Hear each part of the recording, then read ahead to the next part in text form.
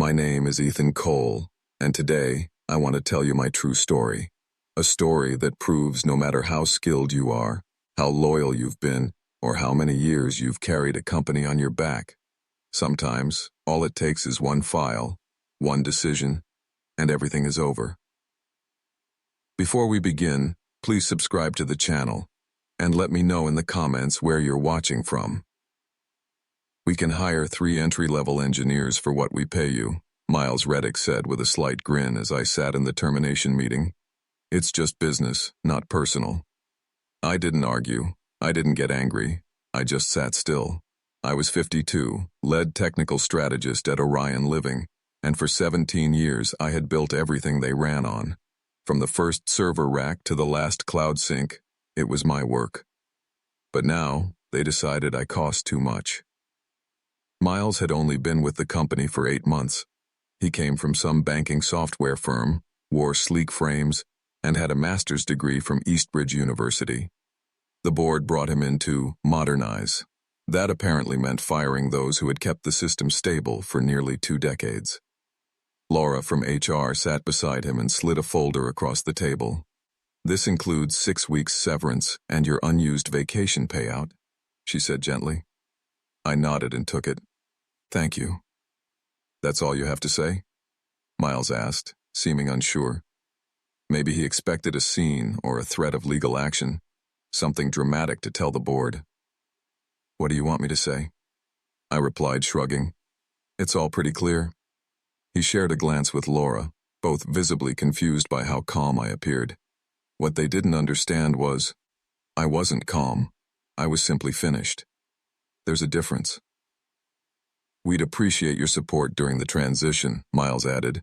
"The new engineers could use some help understanding the architecture, maybe a short consulting contract."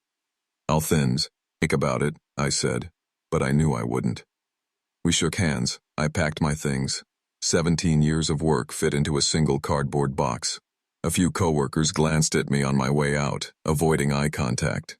They knew they might be next. In the parking garage, just as I started my truck, my phone buzzed. A message from Ravi, the database admin I'd hired 10 years ago. "This is bad, Ethan. The whole team's panicking." I didn't reply. Later that evening, I sat on the deck behind my house, a glass of whiskey in hand, watching the sun dip into Echo Lake. Mira came out and gently touched my shoulder. "So, what now?" I exhaled slowly. "I'll figure something out." What Miles never realized, what no one in management had bothered to learn, was that I hadn't just maintained the system. I had built large sections from scratch. Most of it was undocumented, because year after year, they refused to fund a proper documentation team. No one else knew how deep the system ran. I had layered in redundancy, security, fail-safes, things I never got credit for, but which kept everything running without major incident for years. And now? I had no reason to explain any of it. I started at Orion back when it was still Harborstone Estates. Just 4 buildings and 12 employees. Their tech setup was laughable. 2 desktop PCs, an old printer, and a slow broadband connection. Richard Holt, the founder, hired me from a small contract job in Wilmot. "We're growing," he said. "Need someone to build something reliable." I did just that. Over the years, I created a powerful custom property system, managing tenant records, screening, maintenance, rent collection, all tied together across 63 sites in 4 states. Every upgrade, every piece of code, every integration, I handled it all. When Richard retired 5 years ago, his son Trevor sold the company to private investors who renamed it Orion Living.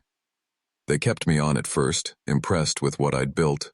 But slowly, things shifted. More meetings, more consultants, more buzzwords. I asked again for a documentation team. "Too expensive," they said. "Maybe next quarter." But the next quarter never came. Then came the outsiders, fresh-faced consultants with shiny decks and no clue how our systems worked. They'd stare blankly while I explained architecture, then recommend off-the-shelf tools that didn't match our needs. I pushed back, explained why those fixes would break things, showed them actual code. They stopped inviting me after that. Mira noticed first. "They're easing you out," she said one night at dinner. "They can't," I said. "Nobody else understands how it all fits." Maybe that's the exact reason. 8 months ago, Miles came on board as the new head of engineering ops. He immediately started talking about standardization and eliminating legacy code. He hired 3 junior engineers straight out of college. They began shadowing me, asking shallow questions they didn't understand the weight of. I answered what I could, but they weren't ready. My systems were layered, interlinked, precise. It took me years to understand them, to make them stable under pressure. Last week, Miles swung by my office, acting casual. "Quick check-in tomorrow," he said. "Nothing big." I should have known then. 2 weeks after that meeting, after I walked out with my box, the first call came. I was in my home office, finishing up my resume when the phone rang. Miles Reddick. I let it go to voicemail. "Ethan, it's Miles. We're having some issues with the tenant portal. The junior team's trying, but your code's a bit more complex than expected. Could you call us back? Just a quick consult." Delete. Resume. 3 more calls followed that afternoon. Each voicemail sounded more rushed than the last. By sunset, Ravi messaged, "The system's been down all day. Maintenance isn't working. Miles is freaking out." I still didn't reply. The next morning, Laura from HR called. "Hi, Ethan. Hope you're well. We'd like to talk about a short-term consulting role, just to help with some ongoing issues. The pay is quite generous." I picked up the phone this time. "How generous?" $250 per hour, 4-hour minimum per engagement." "I'll think about it," I said, and hung up. At the kitchen table, I stared out at Echo Lake. Mira placed a cup of coffee in front of me. "What's on your mind?" she asked. I sipped. "I think they're finally realizing what I was worth." Over the next 3 days, the calls kept coming. Miles, Laura, even Trevor Holt, still on Orion's board. The tenant system was broken, scheduling tools were glitching, rent payments weren't going through, and thousands of tenants were noticing. I stayed silent. Then, on day 4, I got an email from Solvex Systems, one of Orion's regional competitors. They didn't have as many properties, but they'd been growing fast. The message was from their tech director, Noah Marston. "Ethan, I heard what happened at Orion. We've followed your work for years. Would you be open to a conversation? We're rebuilding our systems from the ground up." I replied yes. We set a meeting for the next day. That evening, Mira and I were setting the table when the doorbell rang. It was Miles. His sleek frames were askew. His suit looked like he'd slept in it. "I'm sorry to drop by," he said, breathless. "We've got a major crisis. The system is completely down. No one can log in. Nothing's working. We need your help." I leaned on the doorframe. "Sounds like a big problem." "It is," he said, trying to stay composed. "The board has approved a premium consulting rate, $400 an hour. Whatever it takes." I thought of the box in my garage, filled with the last pieces of 17 years. I thought of the words, "It's just business, not personal." I thought of all the requests I'd made for a documentation team, the ones they ignored. "I'm sorry to hear things are rough," I said quietly, "but I have an interview tomorrow." I smiled gently. "I'll figure something out." And I closed the door. For the first time since the day they let me go, I felt something I hadn't felt in weeks. Peace. Not revenge. Not pride. Just clarity. The next morning, I met Noah at a cafe in downtown Newford. Far from both company buildings. Low-key. Comfortable. "I've been watching your work for years," he said, stirring his coffee. "That custom infrastructure you built at Orion? Legendary. No one else has pulled off anything that seamless." "Thanks," I said. "It took time. That's exactly what we want to talk about. We don't want to rebuild from zero. We need someone who understands deep systems, integration, scalability, security, someone who knows what lasts." I'm listening. Noah smiled. I'm offering you the role of lead technical strategist. Full benefits, stock options, and a salary 15% above what you made at Orion. It was a strong offer, almost too strong. Why me? I asked. There are younger engineers out there, cheaper ones. He chuckled. You sound like Miles. We hired those kids once. Great on paper. Their design? Slick, modern, but it crashes every time more than 100 people log in. He leaned forward. We don't need it cheap. We need dependability. I accepted the offer the next day. Meanwhile, Ravi kept texting updates. The system at Orion was still limping. A pricey consulting firm had been brought in to try and stabilize things. 1 week into my new role at Solvex, Miles called again. Ethan, please. This is urgent. We've lost 3 months of payment data. Tenants are being charged wrong amounts. The consultants need your help understanding how the database was structured. I was going to ignore it, but something in his voice made me pick up. I'm working elsewhere now, I said. Exclusive contrat, but I can't help you. We'll double your rate, just for 2 days. It's not about the money. Then what is it? Are you just enjoying watching us fall apart? I paused. My answer came slowly. No, Miles, I'm not enjoying it. But you made a choice. You decided I wasn't worth keeping. Now you're finding out what that really means. No, Miles, I'm not enjoying this, I said calmly. But you made a call. You decided my years of experience weren't worth the paycheck. Now you're seeing the real cost. He went quiet for a beat, then said, The board wants to bring you back. Full salary. Signing bonus, too. For a second, I felt something. A flicker of satisfaction, maybe. But it passed quickly. That wouldn't fix anything, I told him. The same people who thought I was disposable are still there. They'll find another reason next quarter. I've already committed to Solvex systems. Miles' voice shifted, hardened. There could be legal consequences, Ethan. If we find you made our system difficult on purpose, non-compete issues, IP ownership, anything like that. There it was, the threat I had been waiting for. I didn't touch a single thing outside the job, I replied evenly. Every bit of code belongs to Orion Living. Just like my contract said, I took nothing, except what I learned. You're welcome to have your lawyers reach out to mine. Then I ended the call. My hands were breathing unsteady. Not from fear, but from the anger I'd kept buried. That he'd accuse me of sabotage after what I gave that place. It was the final insult. At Solvex, I was building from the ground up, clean code, full documentation, a team that actually valued long-term thinking. I wasn't going back, and I wasn't going to help them out of the hole they dug. Some lessons only stick when they hurt. A month into my role at Solvex, I got a surprise visit. Ravi showed up at my office doorway, LA, top bag slung over his shoulder.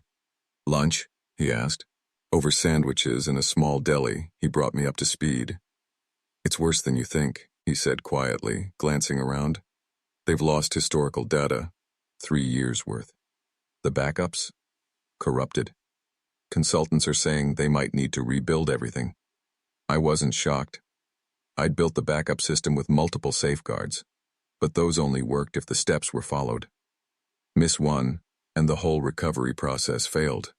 On purpose, to protect sensitive data. That's not all, Ravi added. I was helping the consultants understand the payment structure. While digging, I found something. He opened his laptop and showed me a series of old internal emails. Conversations between Miles and Orion's board. Plans about letting go of senior staff. Naming me first. Telling them the system was too complicated, that cheaper engineers could maintain it. That a 6-month transition would save them over $1 million annually. I read the messages. Cold, calculated. One sentence from Miles stuck with me. Cole's systems are needlessly complex. He made himself irreplaceable by design. There's more, Ravi said. The firm that owns Orion? They've been prepping to sell. Miles was hired to cut costs and clean things up for a quick exit. It all clicked. The sudden push to simplify, the refusal to document anything, cutting experienced people to boost short-term profit. It was never about building better, just making the company look attractive for a sale.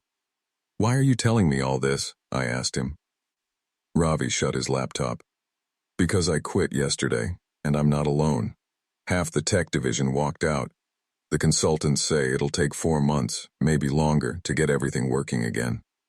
He hesitated. "And because Redstone Realty, Orion's biggest client, they're threatening to leave. They've lost confidence." Redstone represented nearly a third of Orion's income. If they pulled out now, especially while the company was on the market, it would be a disaster. "What's next for you?" I asked. Ravi grinned. "Well, I was kinda hoping Solvex might be hiring database guys." Later that day I spoke with Noah. He agreed right away. We were building the team one piece at a time, with people who knew how to do things the right way. That evening, the phone rang again. Miles. His voice was different now. Tight. Strained. "Ethan, it's bad. Redstone's about to cancel. The board's blaming me. We need your help." "I can't," I said. "I'm not available." "Name your price. Anything." "It's not about price. It's about respect. For the people who do the work right the first time." There was silence on the line. Then he said it. "You saw this coming, didn't you? You knew what would fail. And when?" "No, Miles," I replied. "I just knew what I'd built, and what it needed to survive." I tried to explain. You didn't listen. I hung up. No triumph. No regret. Just a quiet understanding. Some people won't change until it's too late. 2 months into my time at Solvex, Noah called me into his office. "I just got off the phone with Colin Thatcher," he said, CEO of Redstone Realty. "They've ended their contract with Orion. Goes into effect next month. They're asking if we can manage their entire portfolio." Redstone handled over 10,000 units across the Northeast. Taking them on would more than double Solvex's footprint. I leaned back in my chair. "We're not ready for that scale." "I won't lie," I told Noah. "The system's coming together, but it's not ready yet. We're halfway there." He leaned forward. "What would it take if we had to move fast?" I paused. 3 experienced engineers, dedicated server resources, and at least 8 weeks of dev time, minimum. Even then, we'd be cutting it close. "Colin's willing to give us 10 weeks, Noah said. "And he's funding the infrastructure boost. He's that desperate. Orion's breakdown is hurting Redstone's name with tenants." I understood the weight of it. If we pulled it off, Solvex would become a major player overnight. If we failed, both companies could collapse under the load. "Give me tonight," I said. "I'll map out a plan." That night, I barely slept. I scribbled diagrams, planned phased rollouts, listed risks and recovery steps. By sunrise, I had a strategy, complex but doable. A hybrid rollout that would let us onboard Redstone one region at a time, minimizing risk. When I showed it to Noah the next morning, he studied it carefully. "This looks strong," he said, "but I noticed you've built in 3 extra weeks for documentation." "That's non-negotiable," I told him. "That's where Orion failed. We document everything, from day one, train everyone, build a team that can maintain, not just create." He nodded. "Understood. Let's do it." The weeks that followed were the most intense of my career. We hired 5 engineers, 2 of them straight from Orion.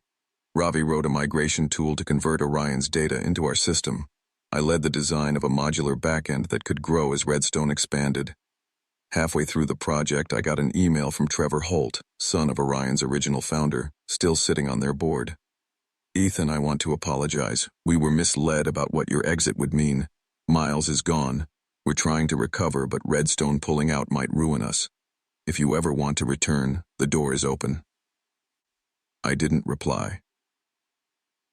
By week 10, we were ready to launch. Redstone's smallest region, about 2,000 units in western Northport, would go first. If it went well, We'd bring the rest in. The day before rollout, Noah called me in. A new face was waiting. Colin Thatcher. "So, you're the architect?" he said, shaking my hand. "Noah's said a lot about you." "All good, I hope," I said with a slight smile. He nodded. "He says your system won't crumble every time we add new units. Say, boys, it can scale. That's what we need." Then his tone shifted. "I hear you used to work for Orion." I nodded, not sure where he was going. "They're in trouble," he said. "Their private equity owners want to sell, but with Redstone leaving and systems still broken, nobody's biting." He paused. "Except one."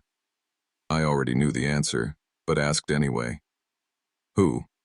"Solvex," Noah said. "We're considering making an offer, at a fraction of their old value." Colin added, "If that happens, we'll need someone who understands both sides, someone to lead the integration. Take the best of what's left at Orion, and build it into your new platform." "You're asking me to do that?" I asked. Noah nodded. "Only if the deal goes through, and only if you're willing." I thought about the irony.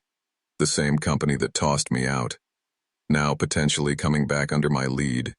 The systems I'd built, the people I'd trained, the work they'd undervalued. "I'll do it," I said, "but only on one condition. We do it right.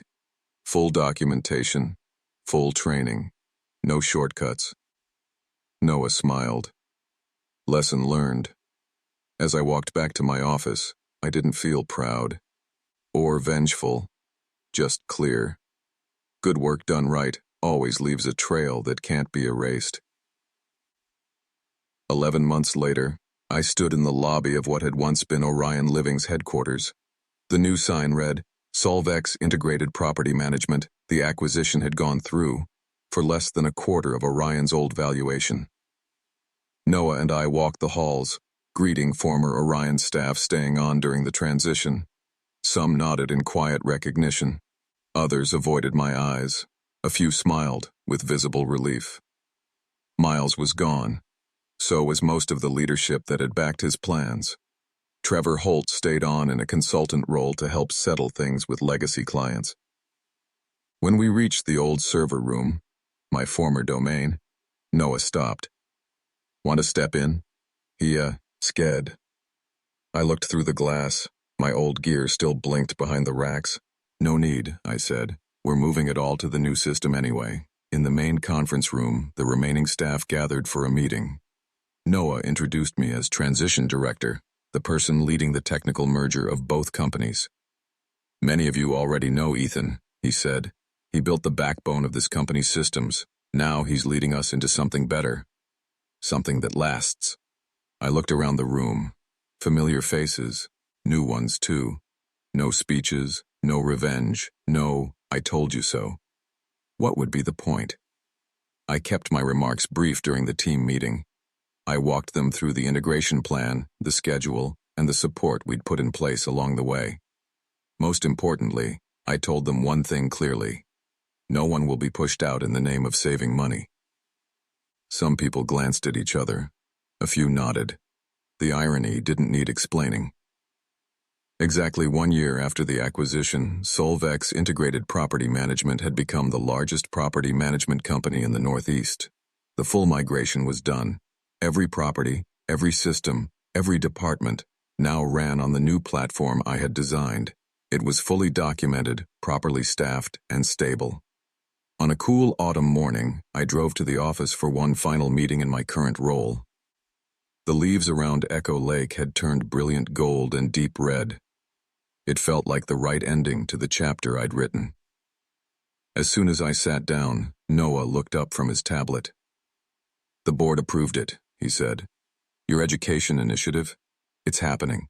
You'll launch next quarter, full control, design the courses, hire the team. It's yours." That had been my one condition for staying beyond the merger. Not a fancier title or higher salary, but a new division, a space to teach the next generation of system builders how to create things that last. "Thank you," I said genuinely. "No, Thank you. No, Ah replied. This isn't just about the code. You've built something bigger. A culture. A structure that shares knowledge instead of hiding it. That values quality over quick wins.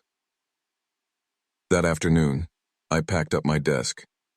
Not like I had done before. Not with a box and quiet exits. This was a transition I planned for.